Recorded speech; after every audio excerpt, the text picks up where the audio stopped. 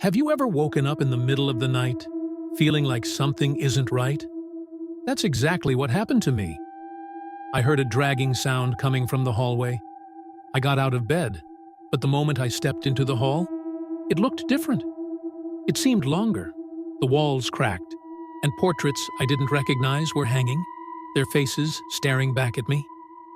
Every step I took, the hallway stretched further. No matter how fast I walked, I couldn't reach the end.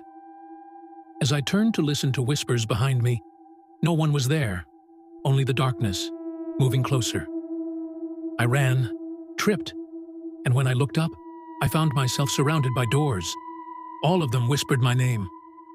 Behind one, I heard my own voice, screaming for help. And behind one of those doors, I heard my own voice, begging for help.